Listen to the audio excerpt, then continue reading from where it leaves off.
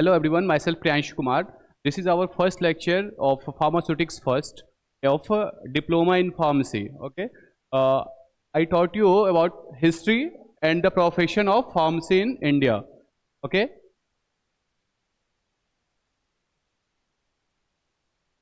हम लोग lecture start करने से पहले जो हमारा बेसिक इन्फॉर्मेशंस है, जो हमारे डेफिनेशंस है वो जान लेते हैं. ड्रग क्या होता है? फर्स्टली जो हम लोग डी फार्मेसी में पढ़ने वाले हैं, ड्रग क्या होता है? The drug is a chemical substance excluding nutrients that produce a biological effect when given to a living organism. जो हमारा जो ड्रग वैसे केमिकल सब्सटेंसेस होते हैं जो हम लोग बॉडी में क्यों इंट्रोड्यूस करते हैं? और उनके फार्माकोलॉजिकल या बायोलॉजिकल या थेरापेटिक इफेक्ट शो करने के लिए, है ना. नेक्स्ट हमारा है डोजेस फॉर्म. डोजेस फॉर्म क्या होता है? The way they are pharmaceutical drug products presented in a specific form for use. Like जो ड्रग जो होता है, जो एपीआईज जो होते हैं, एक्टिव फार्मास्यूटिकल इंग्रेडिएंट्स, वो हम लोग डायरेक्टली तो अपने शरीर के अंदर इंटेक नहीं कर सकते हैं. तो वो इंटेक करने के लिए, सिस्टमिक सर्कुलेशन तक पहुंचाने के लिए हम लोग क्या करते हैं? उस ड्रग को वेरियस डोजेस फॉर्म में जो है so according to their nature and stability उनको डोजेस फॉर्म में कन्वर्ट करते हैं, है ना. तो फॉर यूज के लिए हम लोग उनको जो सो चेंज करते हैं, प्रेजेंट करते हैं. They contain a mixture of active ingredients that means API. मतलब जो हमारा जो डोजेस फॉर्म होता है उसमें क्या क्या, उस मिक्सचर में क्या क्या कंटेन होता है? पहला एक्टिव इंग्रेडिएंट्स मतलब एपीआई, और क्या होता है? इनएक्टिव कंपाउंड्स जिसको हम लोग एक्सीपिएंट्स भी बोलते हैं. इनएक्टिव कंपाउंड्स में क्या क्या हो जाएगा हमारा? जैसे टैबलेट डोजेस फॉर्म हम लोग बना रहे हैं, उसमें क्या करेंगे हम लोग? उसके बल्क वॉल्यूम को मेकअप करने के लिए कुछ एक्सीपिएंट्स वगैरह यूज करेंगे, और क्या उसमें कलरिंग एजेंट मिक्स करेंगे कुछ कलर को इन्हेंस करने के लिए, ठीक है. और उसको लाइक अगर कोई अनप्लीजेंट टेस्ट है या बीटर टेस्ट है, उस टेस्ट को मास्क करने के लिए भी हम लोग क्या करते हैं? फ्लेवरिंग एजेंट वगैरह यूज करते हैं ना. तो वैसे कंपाउंड्स लाइक जो फार्मास्यूटिकली जो है सो इनएक्टिव होगा, जिसका फार्मास्यूटिकली कोई अस्तित्व नहीं होगा, ऐसा, ठीक है ना. तो वैसे compounds like colouring agent, flavouring agent, ये सब जो है वो क्या हो जाएगा? हमारा एक्सीपिएंट्स हो जाएगा, है ना. जो हमारा डोजेस फॉर्म होता है वो किस किस चीज से मिलकर बना होता है? पहला तो एपीआई, एक्टिव फार्मास्यूटिकल इंग्रेडिएंट्स, और दूसरा एक्सीपिएंट्स, ठीक है. फार्मेसी क्या होता है? What do you understand by pharmacy? आप लोग फार्मेसी से क्या समझते हैं? फार्मेसी क्या होता है? द एक्ट, प्रैक्टिस और प्रोफेशन. ये क्या होता है हमारा? एक तरह का आर्ट है ना. और क्या है हमारा? ये प्रैक्टिस है. किस चीज का प्रैक्टिस? ड्रग का प्रैक्टिस, है ना. और क्या है? ये प्रोफेशन है. मतलब एक जो हम लोग प्रोफेशनल जैसे है ना, फार्मेसी में हम लोग यूज कर, मतलब जो वर्ड है प्रोफेशन, हम लोग लाइक मान लीजिए अगर मेडिकल स्टोर पे बैठ रहे हैं या किसी इंडस्ट्री में जॉब कर रहे हैं, ठीक है ना, तो वो, या हम लोग जैसे अभी टीचिंग कर रहे हैं, तो वो चीज क्या है? हमारा प्रोफेशन है ना. Of preparing, preserving, compounding and dispensing drugs. मतलब कौन सा प्रोफेशन है वो? ड्रग को प्रिपेयर करने का, उसको प्रिजर्व करने का, है ना, और क्या? कंपाउंड करने का. लाइक रजिस्टर्ड मेडिकल प्रैक्टिशनर्स जो होते हैं, उनने लाइक हमको एक प्रिस्क्रिप्शन दे दिया, तो उस प्रिस्क्रिप्शन के आधार पे क्या है? हम लोग उस ड्रग को कंपाउंड करेंगे और देन क्या करेंगे? उस ड्रग को डिस्पेंस करेंगे, ठीक है ना, कि हमारे पेशेंट को वो ड्रग डिलीवर कर देंगे. वो क्या हो जाएगा? हमारा डिस्पेंसिंग, ठीक है. नेक्स्ट आप लोग हमारे आते हैं फार्मेसी के हिस्ट्री पे.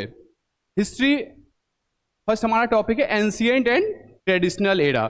जो सबसे पुराना वाला जो युग है ना, उस टाइम पे हम लोग जो फार्मेसी, तो मॉडर्न अभी जो है आप जो देख रहे हैं, लाइक हम लोग अगर इसी को एंशिएंट हिस्ट्री में देखेंगे ना, तो वो ऐसा तो उसका स्वरूप नहीं था, है ना. उस टाइम पे तो हम लोग बेसिकली क्या मेन यूज करते थे? आयुर्वेद, सिद्धा, यूनानी सिस्टम. ये सारे जो सिस्टम्स थे वो हम लोग क्या एंशिएंट एरा में यूज करते थे.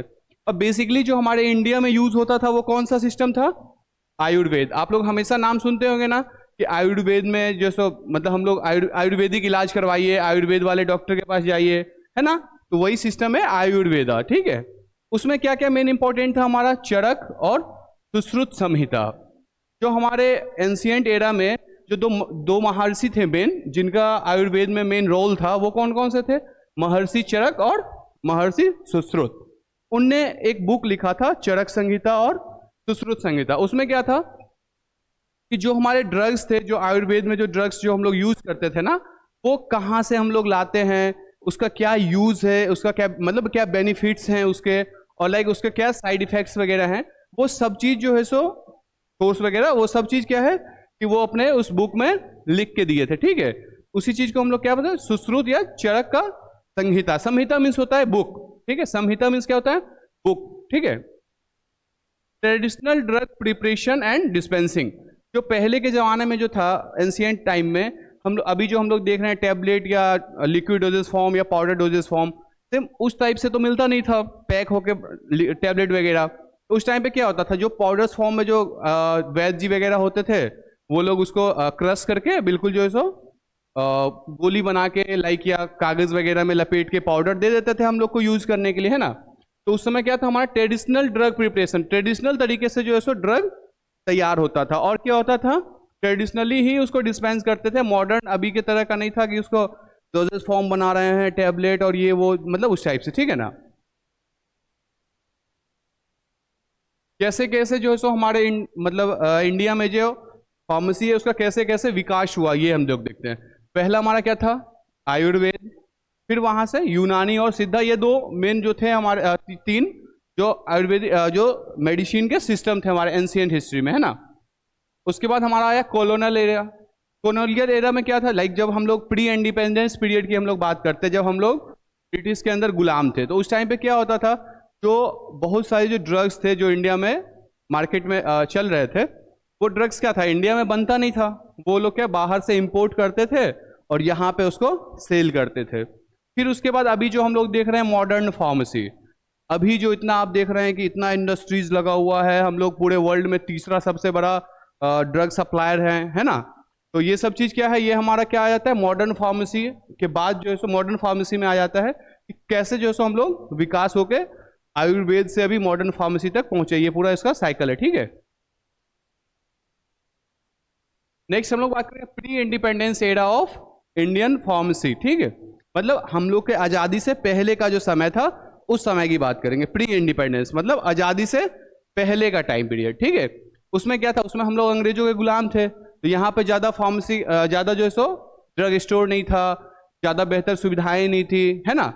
उस टाइम पे क्या होता था, ब्रिटिश कॉलोनियल पीरियड, उसमें क्या होता, ब्रिटिश कॉलोनियल पीरियड कि मतलब हम लोग जो सो ब्रिटिश के गुलाम थे, उस टाइम पीरियड की बात हो रही है। उसमें क्या होता था, मेडिसिन्स इंपोर्टेड, मतलब जो मेडिसिन्स है वो क्या होता था, इंपोर्ट होता था वेरियस कंट्रीज से। ठीक है ना। लैक ऑफ ट्रेंड फार्मासिस्ट, उस समय क्या था कि जो इंडिया में ट्रेंड फार्मासिस्ट की कमी थी, है ना, और doctors, compounders, dispense drug.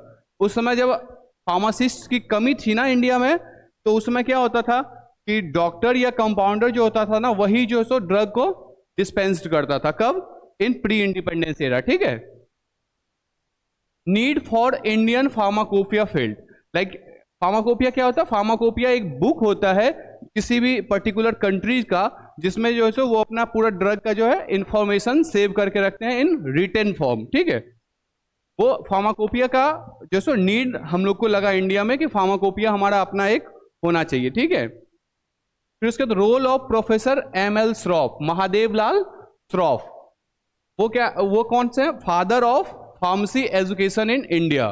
Father of pharmacy education in India किनको बोला जाता है, प्रोफेसर महादेव लाल श्रॉफ। ठीक है, इनका जन्म कहाँ हुआ था, दरभंगा बिहार में। ठीक है, उसके बाद हम लोग बात करेंगे डेवलपमेंट ऑफ फार्मेसी एजुकेशन। अब हमारे इंडिया में फार्मेसी एजुकेशन का डेवलपमेंट कैसे हुआ, कैसे जो सो हम लोग अभी जो पढ़ रहे हैं diploma in pharmacy, bachelor in pharmacy, pharm D, PhD, M.Pharm, तो ये सब जो हम लोग कर रहे हैं ना अभी, वो क्या है, हमारा फार्मेसी एजुकेशन है ना। उसका डेवलपमेंट कहाँ से हुआ, कैसे स्टार्ट हुआ इंडिया में जो सो हमारा फार्मेसी कोर्सेज कहाँ से स्टार्ट हुआ।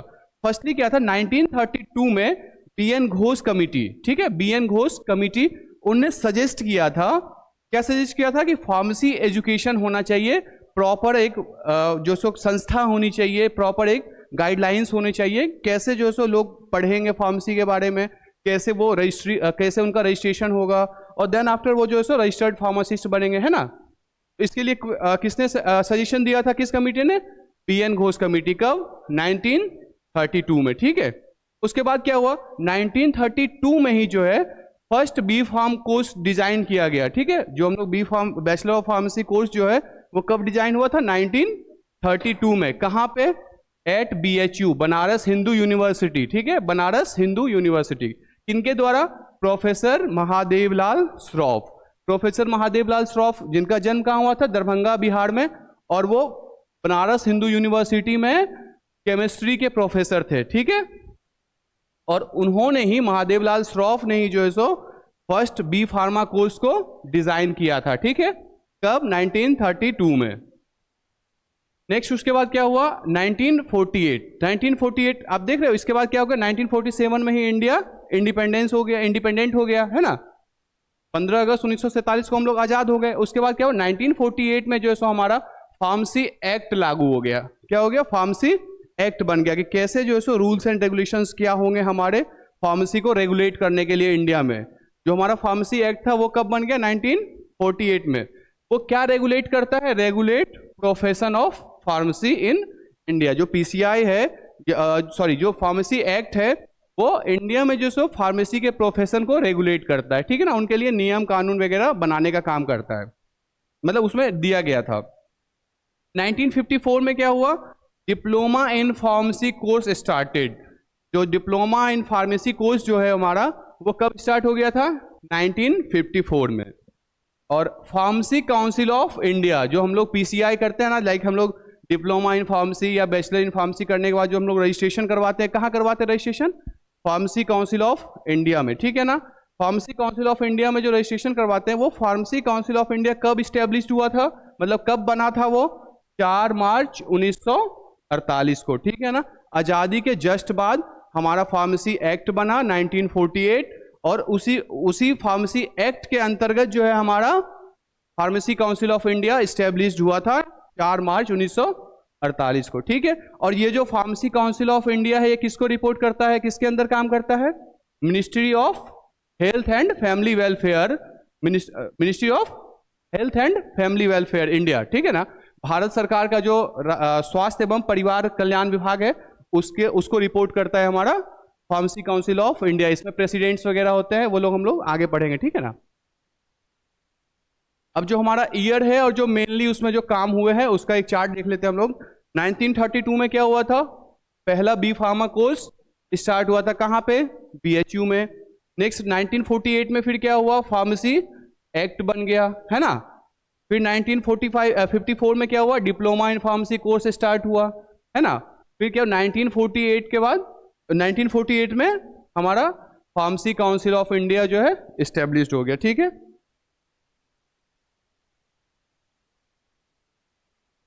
अब हमारा टॉपिक है फार्मेसी एजुकेशन कब, पोस्ट इंडिपेंडेंस टू प्रेजेंट, मतलब आजादी के बाद 15 अगस्त 1947 के बाद से लेके अभी तक जो हमारा फार्मेसी एजुकेशन है वो क्या ग्रोथ किया, कैसे हम लोग जो है सो इसमें फर्दर इंप्लीमेंट कर रहे हैं रूल एंड रेगुलेशंस को।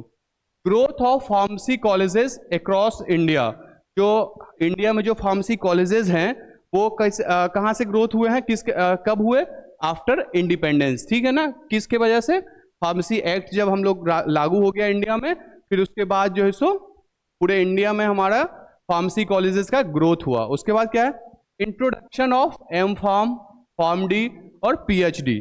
जो ये तीनों कोर्स है ना, M.Pharm, PharmD और PhD, ये सारे कोर्सेज इंडिपेंडेंस के बाद जो है सो इंडिया में लागू हुआ या पढ़ाना स्टार्ट हुआ, ठीक है ना। मॉडर्न ट्रेंड्स क्या है, डिजिटल लर्निंग, हम लोग डिजिटली पढ़ रहे हैं। अभी हम लोग जैसे हम लोग यहाँ पढ़ा रहे हैं, आप कहीं भी बैठ के पढ़ सकते हैं, यूट्यूब या ऑनलाइन प्लेटफॉर्म्स के मदद से। उसके बाद क्या है, स्किल लैब्स, जो हमारे लैब्स जो हैं, आधुनिक लैब्स हैं हम लोग के पास अभी, जिसमें हम लोग वहाँ रिसर्च करते हैं और बहुत सारे प्रैक्टिकल्स जो सो हम लोग वहाँ पे लैब्स में फॉर्म करते हैं, सीखते हैं। Role of PCI in curriculum design, जो हमारा फार्मेसी काउंसिल ऑफ इंडिया होता है वो हमारे करिकुलम को डिज़ाइन करता है। हमारे जो सिलेबस है ना, जो बी फार्मेसी या डी फार्मेसी का जो सिलेबस है, जो करिकुलम्स है, वो कौन डिज़ाइन करता है, PCI डिज़ाइन करता है, ठीक है ना। PCI का इंपॉर्टेंट रोल होता है कोर्स को डिज़ाइन करने में, ठीक है। Pharmacovigilance and pharmacogenomics introduced after pharmacy. क्या हुआ कि फार्माकोविजिलेंस जो है सो, फार्माकोविजिलेंस मीन्स क्या, लाइक जब ड्रग बन गया मार्केट में आ गया तो आफ्टर मार्केटिंग जो है सो हम लोग उसके ऊपर जनरल क्या है उसको हम लोग देखते हैं कि कोई एडवर्स इफेक्ट तो वो नहीं शो कर रहा है, ठीक है। तो उसके लिए फर्दर जब हम लोग उसके ऊपर रिपोर्ट लेते हैं, जो रजिस्टर्ड फार्मासिस्ट होते हैं, रजिस्टर्ड मेडिकल प्रैक्टिशनर्स होते हैं, उनसे क्या है हम लोग कि उस फर्दर ड्रग के ऊपर जो है सो रिपोर्ट्स लेते हैं कि उसका मार्केट में क्या ट्रेंड है, क्या वो एडवर्स इफेक्ट शो कर रहा है। तो वो किसके अंदर आ जाता है? फार्माको विजिलेंस के अंदर। फार्माकोजेनोमिक्स क्या होता है? लाइक जो पर्सनलाइज्ड मेडिकेशन वगैरह होता है ना, कि किसी एक पर्सनल जीन वगैरह के लिए, किसी एक फर्दर एक आदमी के लिए जो है सो वो पर्सनल कोई मेडिसिन बन रहा है। कभी कभी आप लोग सुनते होंगे कि किसी एक आदमी के लिए जो सो स्पेशल मेडिसिन बन के अमेरिका से आ रहा है ना। तो वो सब चीज क्या किसके अंदर आ जाता है? फार्माकोजेनोमिक्स के अंदर, ठीक है। Pharmacist play major roles in public health and drug safety. जो हम लोग फार्मासिस्ट जो होते हैं, रजिस्टर्ड फार्मासिस्ट, उनका क्या रोल होता है? बहुत इंपॉर्टेंट रोल होता है पब्लिक हेल्थ में, जो पब्लिक हैं, और किस चीज में? ड्रग सेफ्टी में, जो सो ड्रग का सेफ और इफेक्टिव यूज पब्लिक कर सके, उसमें मेजर रोल होता है किसका? फार्मासिस्ट का, ठीक है। अब हम लोग थोड़ा सा जानते हैं प्रोफेसर महादेव लाल श्रॉफ के बारे में। उनको क्या कहा जाता है? Father of pharmacy education in India. मतलब भारत में फार्मेसी एजुकेशन के पिता, मतलब जनक। किसने स्टार्ट किया फार्मेसी एजुकेशन को इंडिया में? तो वो कौन थे? Professor Mahadev Lal Shroff. Introduced pharmacy education at university level. University level पे फार्मेसी एजुकेशन को किसने इंट्रोड्यूस किया था? प्रोफेसर महादेव लाल श्रॉफ ने। 1932 started B pharmacy course at BHU। BHU में जो हमारा बी फार्मेसी कोर्स स्टार्ट किया इन्होंने। Advocate scientific pharmacy practice in India. इन्हें साइंटिफिक प्रैक्टिस इंडिया में स्टार्ट करने के लिए जो सो इनने वकालत किया, मतलब ये किया कि पैरवी किया कि जो सो हमारे इंडिया में फार्मेसी प्रैक्टिस जो है, फार्मेसी कोर्स जो है सो वो अच्छे से इम्प्लीमेंट हो सके और चल सके आगे। Know as the father of pharmacy education in India. Professor Mahadev Lal Shroff जो थे वो जाने जाते हैं फार्मेसी एजुकेशन इन इंडिया के नाम से, father, pharmacy education in India के फादर के नाम से, ठीक है। Development of pharmaceutical industries.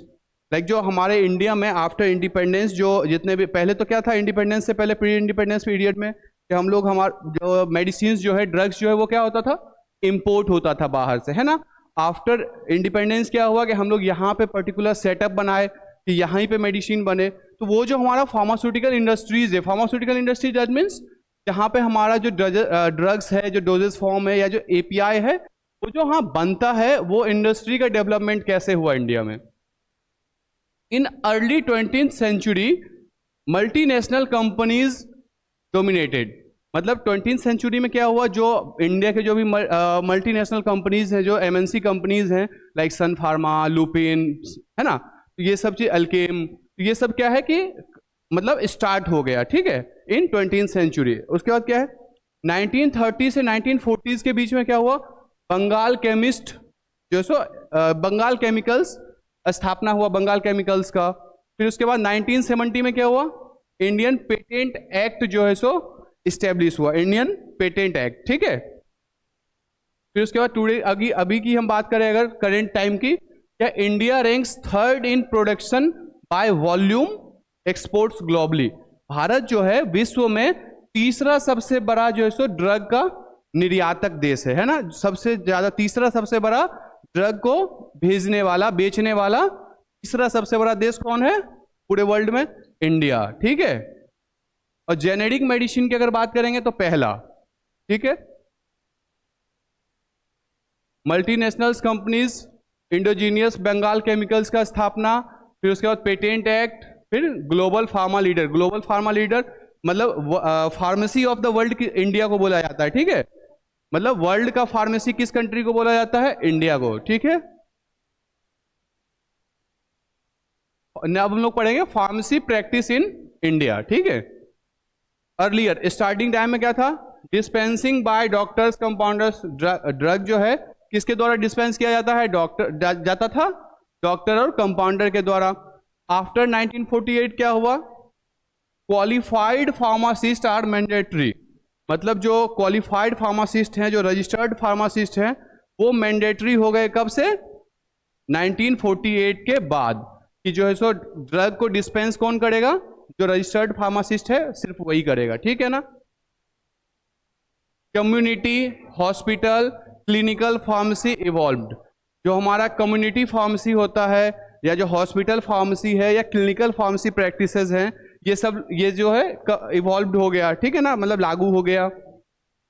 उसके बाद क्या है, for preparing, preserving, compounding and dispensing of drug, मतलब ड्रग को बनाने के लिए, मतलब प्रिपेयर करने के लिए, उनको सुरक्षित रखने के लिए, मतलब प्रिजर्व करने के लिए, और कंपाउंड करने के लिए, ठीक है, और डिस्पेंस करने के लिए जो है सो फार्मेसी कोर्स आर मैंडेटरी। मतलब फार्मेसी कोर्स किया हुआ मतलब जो है सो रजिस्टर्ड फार्मासिस्ट होना मैंडेटरी हो गया। किस चीज के लिए, कि ड्रग को बनाने के लिए, प्रिजर्व करने के लिए, कंपाउंड करने के लिए और डिस्पेंस करने के लिए, ठीक है। अब हम लोग देखेंगे कि प्रोफेशनल एसोसिएशंस कौन कौन से हैं इंडिया में, ठीक है। जो हम लोग प्रोफेशनल हैं, जब आप लोग डी फार्मा कंप्लीट कर लेते हैं, बी फार्म कंप्लीट कर लेते हैं, तो लोगों का एक एसोसिएशन होता है, ठीक है। तो कौन कौन से ऐसे प्रोफेशनल एसोसिएशंस हैं इंडिया में। इंडियन फार्मास्यूटिकल एसोसिएशन IPA, ये कब बना था, 1939 में, ठीक है। Indian pharmacy graduate associations, like जब हम लोग बैचलर ऑफ फार्मेसी कंप्लीट कर लेते हैं, हम लोग ग्रेजुएट हो जाते हैं, तो उनका एक एसोसिएशन है, कौन सा, Indian pharmacy graduate association IPGA, ठीक है। फिर है Indian hospital pharmacist association IHPA। फिर से कौन सा है, association of pharmaceutical teachers of India APTI। कौन सा, association of pharmaceutical teachers of India. अब इसका मेन ऑब्जेक्टिव क्या है, ये सब जो प्रोफेशनल एसोसिएशंस हैं उनका ऑब्जेक्टिव क्या है, मेन गोल क्या है या काम क्या है। पहला तो है एजुकेशन, जो हम लोग पढ़ रहे हैं, है ना। सेकेंड क्या है, रिसर्च, जो रिसर्च एंड डेवलपमेंट जो हो रहा है ड्रग्स का, वो काम भी है। उसके बाद क्या है, नेटवर्किंग, कि मतलब देखना कि कैसे वो रेगुलेट हो रहा है, सही से चल रहा है या नहीं चल रहा है। पॉलिसी, मतलब पॉलिसी देखना, पॉलिसी बनाना या पॉलिसी सजेस्ट करना, है ना, इंडियन गवर्नमेंट को।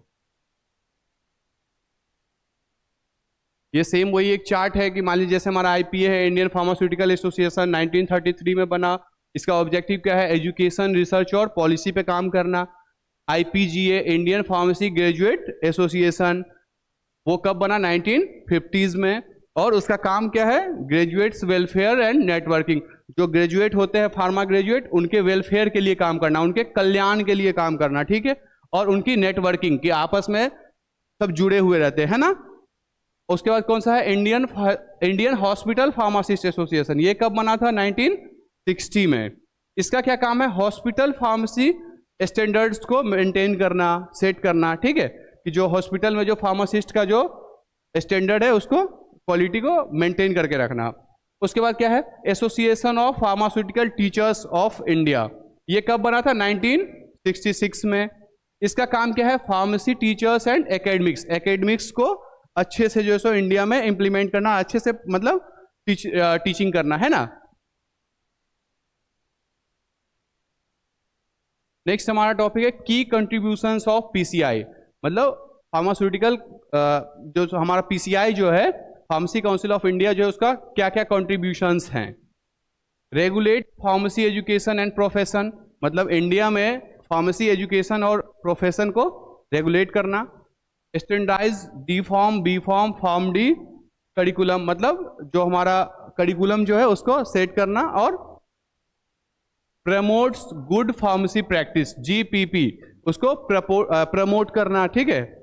Ensures ethical standards in pharmacy services, मतलब एथिकल स्टैंडर्ड्स को सेट करना, है ना।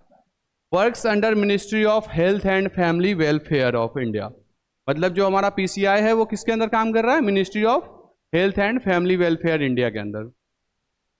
अब लास्ट हमारा होगा ये current status and future prospects, मतलब जो हम लोग फार्मेसी का प्रोफेशन है उसका हम लोग फ्यूचर किस रूप में देखते हैं और करेंट में वो क्या है। इंडिया में pharmacy hub of the world, India जो है क्या है, pharmacy hub of the world, या इंडिया को और हम लोग क्या बोलते हैं, फार्मेसी ऑफ द वर्ल्ड भी बोलते हैं, ठीक है। ग्रोइंग एक्सपोर्ट्स, मतलब हम लोग क्या है, सबसे ज्यादा एक्सपोर्ट करते हैं, थर्ड लार्जेस्ट एक्सपोर्टर कंपनी है इंडिया। R&D में, रिसर्च एंड डेवलपमेंट में, बायोटेक सेक्टर में, बायोटेक्नोलॉजी हम लोग पढ़ेंगे अभी आगे, बायोटेक्नोलॉजी में जो सो इंडिया बहुत स्टैंडर्ड है अभी। एक्सपेंडिंग रोल्स मतलब आगे जो सो हम लोग फ्यूचर क्या क्या इसमें प्रोस्पेक्ट्स कर रहे हैं, ऐसा किस किस चीज़ में हम लोग ज़्यादा अच्छा काम करने वाले हैं आगे, क्लिनिकल फार्मेसी में, है ना। और क्या है, फार्माको विजिलेंस, अभी मैंने बताया विजिलेंस क्या होता है, ठीक है। उसके बाद पर्सनलाइज्ड मेडिकेशन, मतलब किसी एक जीन के लिए हम लोग जो मेडिसिन बनाते हैं वो हो गया हमारा पर्सनलाइज्ड मेडिकेशन। रोबोटिक्स इन R&D, मतलब जो रिसर्च एंड डेवलपमेंट जो होता है ड्रग का, जो ट्रायल फेजेस होते हैं उसमें बहुत टाइम लग जाता है, 10-20 साल भी लग जाते हैं ना ड्रग के ट्रायल्स में। उस फेज में हम लोग क्या कर सकते हैं, रोबोटिक्स का हेल्प ले सकते हैं, और उससे क्या होगा, हमारा जो रिसर्च का जो टाइम है, जो ड्रग ट्रायल्स का जो टाइम होता है फेजेस का, उस टाइम को हम लोग कम कर सकते हैं रोबोटिक्स या AI के मदद से, है ना। तो ये सब हमारा फ्यूचर है, फ्यूचर प्रोस्पेक्ट्स है, ठीक है। इसमें इस फ्यूचर के लिए चैलेंजेस क्या हो सकता है, स्किल गैप हो सकता है, मे बी कि वैसे स्किल्ड लोग ना मिले, उसके लिए रिसर्च फंडिंग उसके लिए, किसी भी चीज़ को रिसर्च करने के लिए हमको क्या चाहिए, पैसा, है ना। दूसरा चीज़ क्या, टेक्नोलॉजी, वैसे टेक्नोलॉजी में भी अभी इंडिया में नहीं है, जैसे AI वगैरह जो है सो हम लोग अभी तक फार्मेसी में यूज़ नहीं किए हैं, ठीक है। अभी आगे हम लोग नेक्स्ट क्लास से फिर आगे पढ़ते हैं। Thank you.